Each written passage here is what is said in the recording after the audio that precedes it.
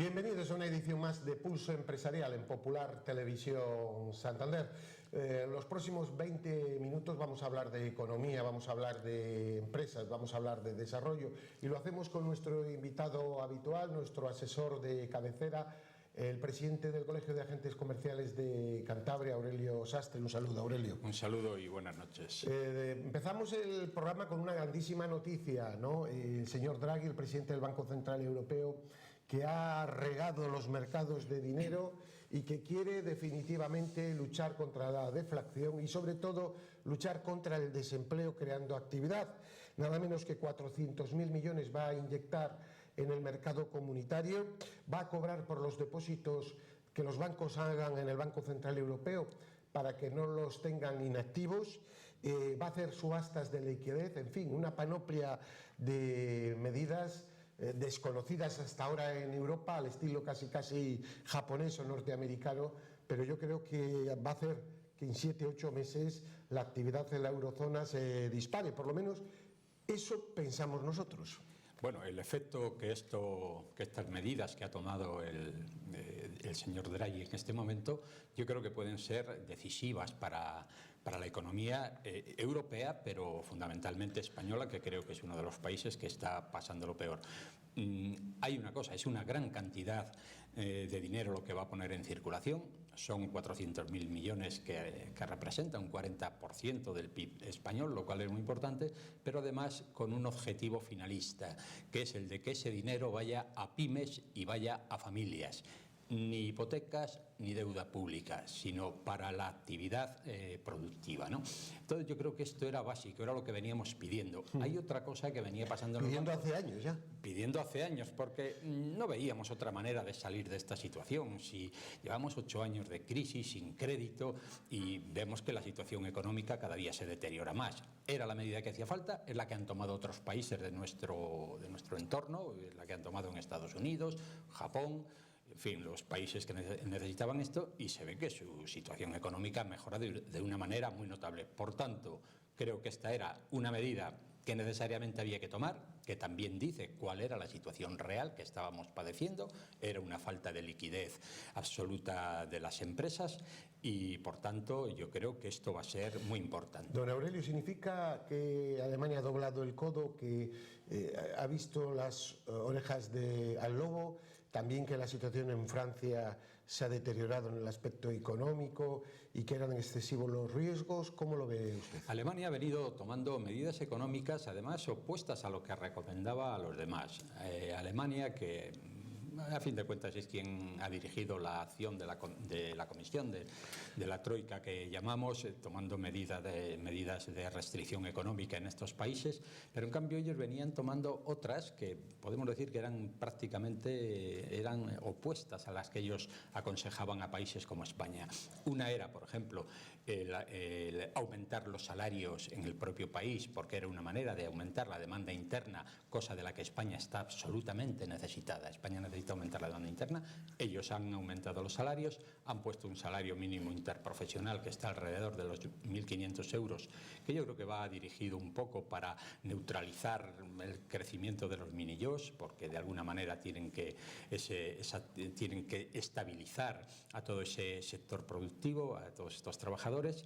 Y sobre todo yo creo, bueno, luego está también esa medida que a mí me parece que es quizás un poco exagerada, de jubilación a los 63 años en Alemania en este momento, pero yo creo que Alemania se ha visto en este momento muy condicionada y muy influida por la coalición en la que está, de tal manera que han cambiado totalmente el chip. Así es que en este momento el Banco Central Europeo se ha encontrado pues un poco más libre, porque efectivamente... Y también quizá la situación de Francia, ¿no?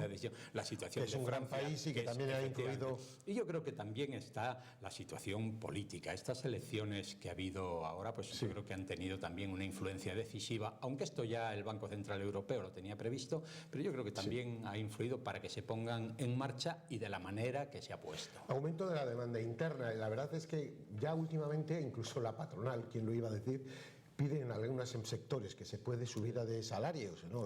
Conseguir esa liquidez en los bolsillos para que haya más gasto.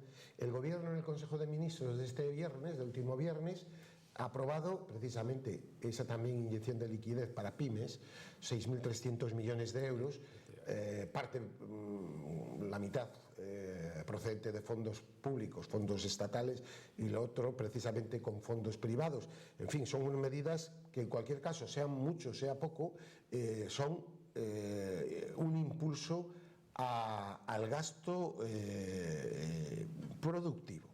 Porque claro, uniéndolo a esto hay que tener cuidado porque se puede desbocar el gasto que ya está desbocado, el gasto improductivo. Vemos que Francia, por cierto, está preparando una reducción administrativa de ayuntamientos, como ha hecho Italia. Luego, entonces, hay que combinar las dos cosas.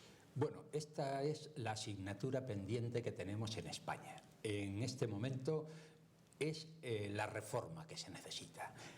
Mucho menos reforma en este momento fiscal en cuanto a subidas de impuestos, porque yo creo que en esto hay que tener mucho cuidado. No sea que por no hacer esa reforma necesaria de la administración y en cambio subir impuestos como IVA y demás, vayamos a neutralizar el efecto que puede hacer esa expansión económica que va a suponer esta puesta en circulación de dinero por parte del Banco Central.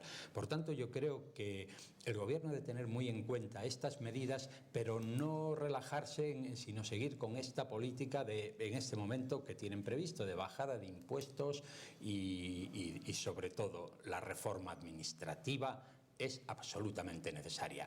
Cada día se habla menos de ella, ni la administración, incluso hasta la prensa parece que lo deja un poco en último Es curioso, don Aurelio, perdone que lo interrumpa, que estos grupos extraparlamentarios y un tanto de moda a través de redes, evidentemente, que muchas veces dicen cosas ni sin ton ni son, absolutamente populistas, pero incluso a veces surrealistas, ¿no?, dentro de la realidad, no hablen nunca de este tipo de cuestiones, que sí es verdad que sería un asunto importante. La gran reforma administrativa, la disminución del poder del Estado, menos ayuntamientos, menos entes autonómicos, de algo profundo y que evidentemente necesitaría un pacto político. Qué curioso que esto por ningún lado aparece. No aparece porque precisamente los sistemas que ellos preconizan, que son Cuba, Venezuela y demás, sí, están muy apoyados en una burocracia administrativa, sí, en un aparato administrativo y burocrático tremendo. Sí, sí. Estas dictaduras que estas personas, porque yo cuando hablan, por ejemplo, pues ahora mismo este grupo Podemos, que yo pues con todos los respetos ha tenido apoyo de la gente, bueno, creo que da la impresión que han sido grupos creados por ellos y no es así. Este grupo, por ejemplo, era un grupo de descontentos, era el grupo de los indignados, que estaba hecho. Entonces, yo diría que era como una especie de obra en busca de autor. Sí. Ha caído un señor ahí que más o menos daba un perfil apañadito, que es el señor Pablo Iglesias, ha caído en el centro. Él se ha puesto delante. Pienso que va a ser atropellado, sí, porque creo que este hombre pertenecía a otros grupos, ha estado en Izquierda Unida, ha estado tal, y estaba buscando una ubicación. La ha encontrado aquí en un grupo de descontentos, que bien, él cree que los puede dirigir durante un tiempo, pero se está en este momento demagógicas e impracticables. Y por un lado se habla de la gran reforma pendiente, porque evidentemente se han hecho reformas, no reconocerlo sería no decir la verdad o mentir, pero estas ayudas que van a crear una gran liquidez, que van, yo creo, a ser definitivos en la salida de la crisis, o por lo menos ver una mejora muy intensa, le falta una pata, que es una reforma administrativa que haga que el gasto del Estado sea menor. Y no cortarlo de asuntos sociales, claro, ni de prestaciones, sino de gasto no productivo. Es vital que se haga eso. Hoy no se puede seguir en esta situación de recortar gastos sociales que está creando. No tenemos más que ver en este momento lo que está sucediendo, cómo aumenta la pobreza, de qué manera tan tremenda está aumentando. Bueno, pues todo esto es una consecuencia de ello. Estamos viendo que la administración no ha tocado en absoluto pues todo lo que es su estructura. Y sabemos, porque ya incluso esto se le escucha, se oye, pues usted escucha ahora al fiscal general del Estado y ya lo dice asesores y demás, este gasto tan tremendo que en España hay, pues esto hay que arreglarlo. Sí, tenemos un líder que está brillando en Europa, que se llama Matteo Renzi, que a mí me tiene sorprendido porque es aire fresco y yo no sé hasta dónde llegará, porque igual pasan los meses y nos desencanta, pero hasta ahora lo que ha dicho lo ha cumplido. es imposible pedir más en tan poco tiempo. Los cambios importantes que están produciendo administrativos, de fondo, con el riesgo que esto contrae luego de poder. Sin embargo, le han fortalecido. Ahí se ha visto en las elecciones europeas, claro. de verdad.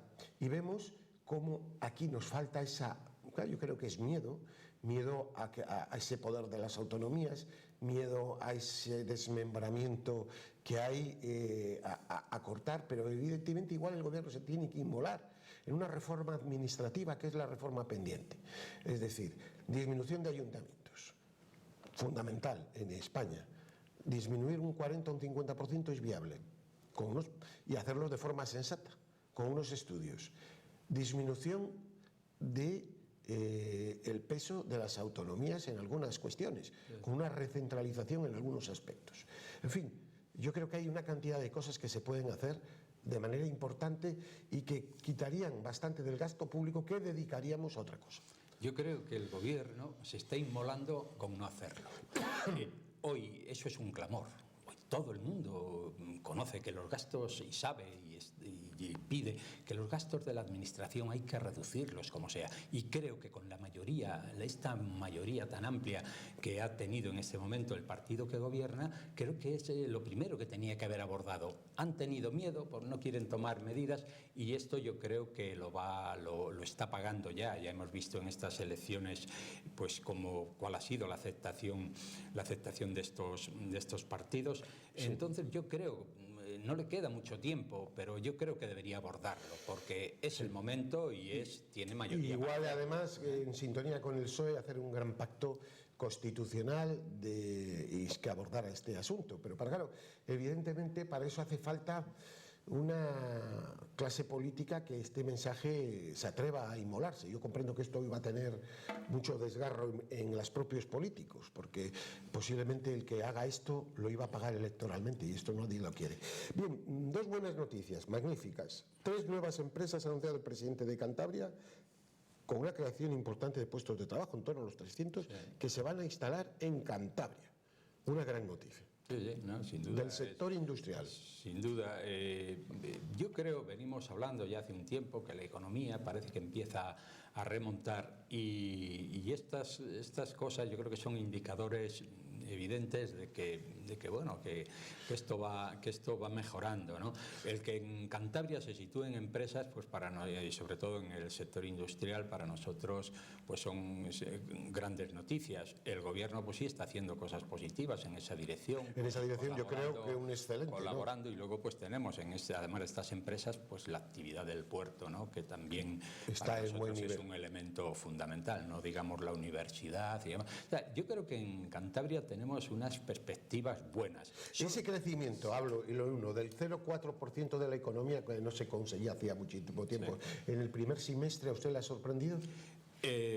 A mí ciertamente sí. Positivamente, por supuesto. Me ha agradado, ¿no? El que vayamos incrementando esto y además pues por encima de la media nacional. Es positivo. No obstante, yo espero el equilibrio de la demanda es mucho en zigzag. Yo espero, las situaciones esta situación de depresión no va a permanecer siempre. Por tanto, yo creo que en este momento solo nos queda mejorar. O sea, todos los próximos datos que se vayan a producir en esta dirección va a ser la mejora, porque tendremos que ir recuperando niveles anteriores a la crisis. Se dice que nada va a ser igual, pero bueno, tenemos que ir en esa dirección. Por tanto, todas las medidas que se tomen, y sobre todo si son medidas inteligentes, pues yo creo que van a ser muy positivas. Hay cosas como, por ejemplo, que hemos venido diciendo y que ya deberían hacerlo sin cicatería, como es, por ejemplo, la eliminación del céntimo sanitario. Eso yo creo que eso tiene que ser radical, porque hay empresas que lo están pasando muy mal en este momento, precisamente por esto, pues porque no somos competitivos en Cantabria en la venta de carburantes, por ejemplo. Por un lado esto. Por otro lado, para Cantabria pequeñas acciones en Cantabria tienen mucha incidencia. Sí. Poner en Cantabria en marcha el plan eólico sería definitivo para la economía de Cantabria. Y bueno, yo creo que el gobierno está ahí. Lo que pasa es que eso no está en los planes del gobierno en este momento. Yo digo, ¿no? Que solo ya esa generación de estas empresas, más las previstas, tenemos el caso de Tubacex, tenemos la que se va a instalar en el puerto, etcétera. Yo creo que será una de las legislaturas en este sector más brillantes en el asunto industrial. se quiera o no. Bien, hay otras empresas con dificultades y el asunto es NIACE, puede entrar en una solución con una disminución de la actividad, pero con una corrección de los objetivos, ¿no? Una base firme. Bien, pero que quizá ese crecimiento, que es muy bueno, sea un poco en zigzag, quería decir. Se producen crecimientos muy abultados, creo que es fruto de ello en algunos sectores, pero sin embargo en el sector pymes no es tan grande. ¿Usted eso lo nota? No, claro, el problema de la empresa en Cantabria, de la pequeña empresa, es que es una empresa muy pequeña. Es una empresa muy pequeña. Aquí pues está un poco también en lo que es la media nacional. Aquí el 95% de las empresas pues son hasta 5 trabajadores, y aquí necesitamos pues una empresa pues de 50, de 100 trabajadores. Eso sería fundamental. Aparte que esas empresas, no sé si leía ayer, era en Madrid, pero bueno, me da igual, que un 60, un 70% de estas empresas pymes están en pérdidas. Es que eso decía el presidente de CEPIME. Esto es así, están en pérdidas y están además están tirando de su patrimonio y con una falta de liquidez por falta de crédito, tal como denunciaba ayer la presidenta de la empresa familiar, ¿no? Sí. O sea que quiero decir que todo esto hay que ponerlo mal. Cantabria necesita planes de expansión económica, las empresas necesitan ayudas relativas, porque a fin de cuentas la gente pide liquidez y pide créditos, pero es para pagarlos, no los pide a fondo perdido, ¿no? Pero hace falta poner en marcha todo esto y hacerlo de una forma decidida. Bien, yo creo que el sector industrial se está fortaleciendo. Hay que tener en cuenta, y volviendo a lo de las 3 empresas, que yo creo que es un acontecimiento, que 300 puestos de trabajo aproximadamente tienen una multiplicación por 4 o 5 de familia. Al final esto es un chorro que se va generando, pero unas dudas, y antes lo hemos tocado de pasadas, que antes decía y quisiéramos volver de forma específica, que decía el presidente de COE, es necesario subir salarios donde se pueda.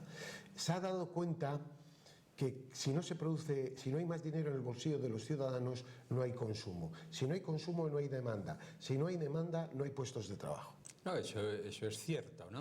Lo tocábamos de pasada, pero quizá quisiéramos específicamente hablar de ello. Sí, no, esto es así. Hoy yo creo que venimos comentando que ya no es solamente pobre el que no tiene trabajo, es que también es el que tiene claro, trabajo. Es que hay nuevo sus salarios pues hoy no le permiten atender a los gastos mínimos que hay en una familia. Por tanto, no se ha perdido el miedo. Luego hay que tener también muy en cuenta la incidencia que, por ejemplo, tienen aquí los salarios de los funcionarios. Esta gente también tiene que tener una seguridad y una garantía de que eso van a permanecer.